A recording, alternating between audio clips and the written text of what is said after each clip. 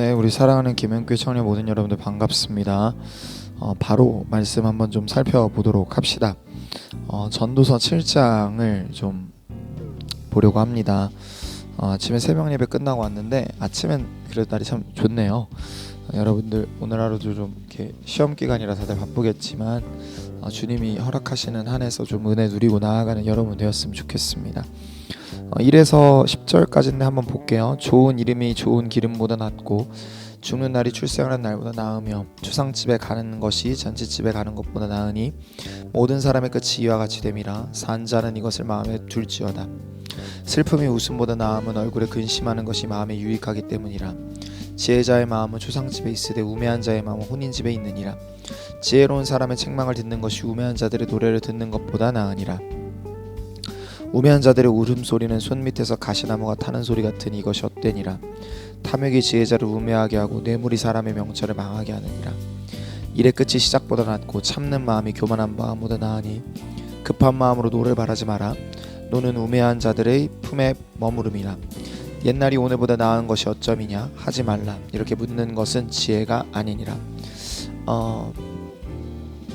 10절만 다시 한번 볼게요. 옛날이 오늘보다 나은 것이 어쩌미냐 하지 말라. 이렇게 묻는 것은 지혜가 아니니라. 아멘. 여러분들 본문이 좀 바로 이해가 안 되는 게 정상입니다.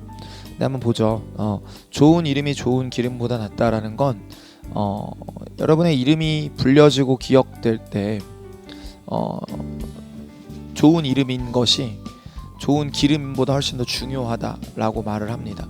근데 그 다음 말하고 이게 히브리적으로 볼 때 평행법 같은데 내용이 좀 이상해요. 죽는 날이 출생하는 날보다 나으며 라고 되어 있어요.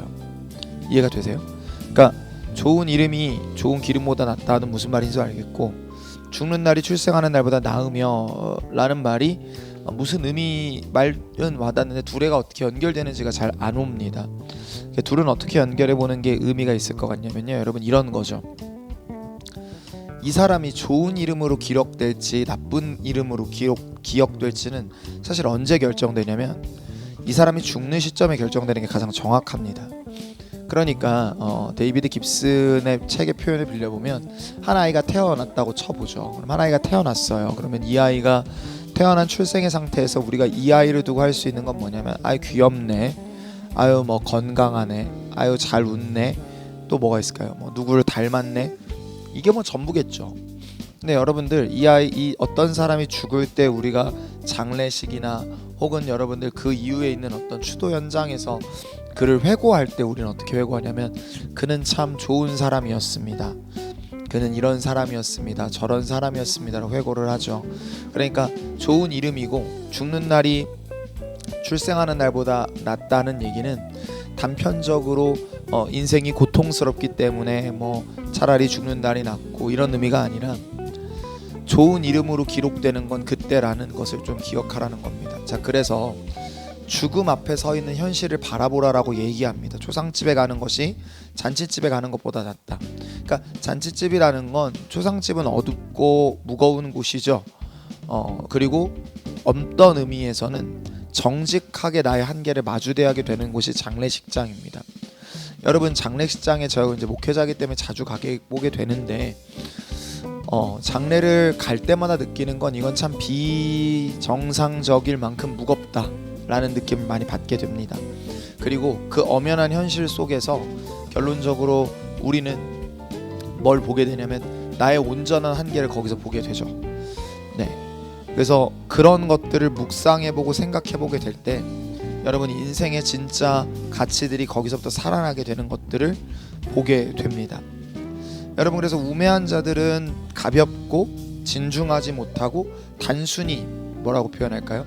가볍게 넘길 수 있는 것들로만 이렇게 이야기를 하는데, 지혜자의 마음은 우리가 살아내야 될 현실 앞에서 내가 어떤 모습인지를 똑바로 쳐다보는 그 방향으로 나아가고 있다라는 것이죠. 자, 그 다음에 보면 일생을 책임감 있게 살아내는 태도에 대해서 나오는데, 탐욕이 지혜자를 우매하게 하고 뇌물이 사람의 마음의 명철을 망하게 한다 라고 한 다음부터 보세요. 급한 마음으로 노를 바라지 말고 노는 우매한 자들의 품에 머무름이라. 이렇게 얘기를 해요. 자, 그러니까 무슨 말이냐면은 책임감 있게 살아내는 태도는 뭐냐면 급한 마음으로 노를 바라지 않는, 그러니까 조급함을 내지 않고 화를 내지 않는 거죠. 자, 여러분, 조급함을 낸다는 건 뭘까요? 일의 성취가 지금 내 생각보다 빠르게 일어나야 되는데 그게 안 되니까, 그러니까 이 과정의 길을 무의미하게 여기는 거죠. 네, 그죠? 그러니까 예를 들면 다이어트를 한다라고 생각을 해보죠. 그러면 살을 뺄 때 오늘도 내가 뭔가 살아내는 것이 나의 몸에 변화를 준다라고 생각을 해야 되는데 그게 아니라 뭐 하는 거예요? 왜 빨리 결과가 안 나오냐는 조급함을 내는 거는 다이어트를 성공한 사람들 입장에서 보면 어떨까요? 좀 답답해 보이고 조금 진중하게 하면 좋겠다라는 생각을 하게 하겠죠. 그러니까 책임감 없는 모습일 수 있죠. 화를 내는 것도 여러분 뭘까요? 결과에 대한 책임이 나에게 없다라고 생각할 때 화를 발하게 됩니다. 예. 그리고 한 가지 더 하지 말라라고 얘기하는 게 뭐냐면 과거에 대한 그 회상에 너무 젖어들지 말라는 것처럼 얘기를 해요. 자, 근데 과거를 회상하는 행동이 나쁜 걸까요? 그런 의미가 아닙니다. 여러분 10절 보세요. 옛날이 오늘보다 나은 것이 어쩌미냐 하지 말라. 이 말은 무슨 말이냐면 옛날이 좋았어 라고 여러분 말을 자주 해요. 근데 여러분 그 옛날에 그 시간은 좋았을지 몰라도 그 옛날이 정말 좋지 않았습니다. 그러니까 추억 보정이라는 표현 여러분들 자주 하죠. 예, 그런 것들이 일어나요. 그러니까 과거의 어느 시절을 연연한다는 건 오늘에 대한 살고 있는 오늘의 가치를 무너뜨리는 행동을 하게 됩니다. 예, 그럼 뭘 해야 되냐면 결국 성도는 그 우리가 살고 있는 오늘과 우리가 결론적으로 받은 은혜와 그리고 그 영원히 이렇게 이렇게 뭐랄까요? 이렇게 조화를 적당하게 이루는 게 되게 우리 삶에 필요하다는 생각을 좀 묵상하면서 해봤어요. 자, 보세요. 결론적으로 여러분들 과거에 우리가 변화시킬 수 없는 그 현장, 또 그러면서도 내 기억 속에서 미화되어서 오늘을 무너뜨리게 하는 과거가 되는 게 아니라 과거에 명확하게 살아있어야 될 기억들이 살아있는 과거로 둘 필요가 있습니다. 현재도 여러분 마찬가지예요. 조급함을 내거나 분을 품거나 하면서 괜히 여러분들 오늘을 책임감 없이 살아내지 말고 하나님이 허락하신 오늘로서의 책임감 있게 살아내는 모습이 있어야 될 것 같고요. 영원을 생각하는 것도 전 동일하다고 생각합니다. 그러니까 우리가 과거를 생각할 때 막연한 아름다움을 느끼듯 루이스의 표현처럼 그 미래의 그 어떤 미래가 주는 그 영원한 아름다움을 향한 일종의 소망이 힘이 돼서 우리를 살게 하는 게 필요합니다. 네, 여러분 그런 지혜가 좀 우리에게 있어야 돼요. 책임감 있게 살아낸다라는 건 그런 겁니다. 과거를 막 이렇게 과거에 연연하거나 과거에만 사로잡혀 있지도 않고 그렇다고 해서 허무맹랑한 미래에 사로잡혀 있는 게 아니라 기억해야 될 과거는 살아나게 하고 붙들어야 될 소망은 우리 안에 살게 하되 그것들의 힘이 그 연속성 속에서 오늘을 살아내게 하는 책임감 있게 살아내는 거죠. 그게 여러분 오늘 저와 여러분에게 필요하다 생각합니다. 여러분 우리를 영원한 죽음에서부터 건지시고 우리의 인생의 모든 삶이 하나님의 자녀로서 또 교회로서 살아내도록 인도하실 하나님이 계세요.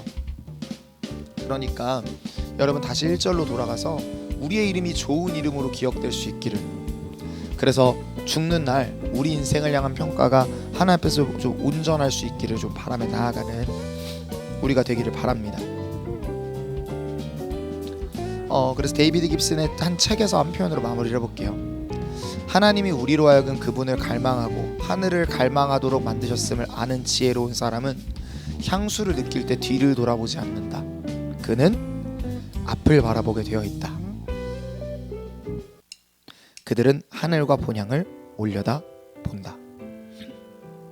우리도 오늘 하루 미래가 주는 소망 그리고 과거가 주는 은혜 속에서 오늘을 책임감 있게 살아내는 그래서 나중에 돌이켜볼 때 우리의 이름이 아름답게 기록되는 하늘의 별과 같이 빛나는 자들이 다 될 수 있기를 주님의 이름으로 축복합니다. 기도할까요? 하나님, 오늘 하루도 살아내도록 허락하신 주여, 삶의 형편과 모습이 어떠하든지 책임감 있게 살아내도록 주님께서 인도하시고 그래서 우리의 이름이 나중에 돌이켜볼 때 아름다운 이름으로 남도록 도우소서. 아버지께서 이끌어 가실 것 믿고 감사드리며 예수님의 이름으로 기도했습니다. 아멘.